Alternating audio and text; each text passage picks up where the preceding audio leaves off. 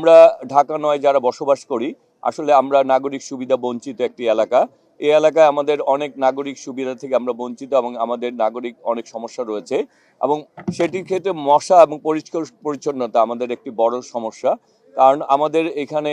ময়লা আবর্জনার কারণে আমাদের ড্রেনগুলি, খালগুলি সবগুলি দখল এর কারণে, ভরাট হওয়ার কারণে আমাদের এখান থেকে প্রচুর মশার উপদ্রব সৃষ্টি হয় এবং মশা এই কারণে আমাদের এখানে বিভিন্ন ধরনের রোগ বালাই তৈরি হয়। তা আজকে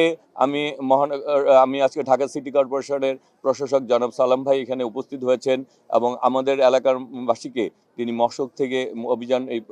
চালিয়ে মশক নিধন করে আমাদের এলাকায় এই যন্ত্রণা থেকে আমাদেরকে পরিত্রাণ দিবেন এবং আমি ওনার মাধ্যমে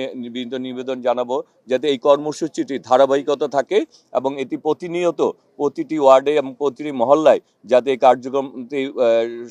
যতক্ষণ পর্যন্ত আমরা মশককে নিধন করতে পারি তত এই কার্যক্রমটি এই এলাকার প্রতি একটি বিশেষ নজর দেওয়া এবং আজকে আপনার উপস্থিতি এটি প্রমাণ করছে যে আপনি এই এলাকায় ঢাকা নয়কে ভালোবাসেন, ঢাকা নয়ের এলাকার মানুষকেও ভালোবাসেন এবং ঢাকা নয়কে আপনি পরিষ্কার পরিচ্ছন্ন এবং খালগুলি পুনরুদ্ধার করতে চান এবং ঢাকা নয়কে আপনি মশক মুক্ত করতে চান। সেই কারণে আমরা ঢাকা নয়ের এলাকাবাসীর পক্ষ থেকে, জনগণের পক্ষ থেকে আপনাকে অনেক অনেক ধন্যবাদ এবং কৃতজ্ঞতা জানাচ্ছি। এবং আমাদের বর্তমান চেয়ারম্যান জনাব এবং বিএনপি বাংলাদেশ নবনির্বাচিত প্রধানমন্ত্রী জনাব তারেক রহমান তিনি বলেছেন তিনি বাংলাদেশের যত নদী, খাল রয়েছে, নালা রয়েছে এগুলিকে তিনি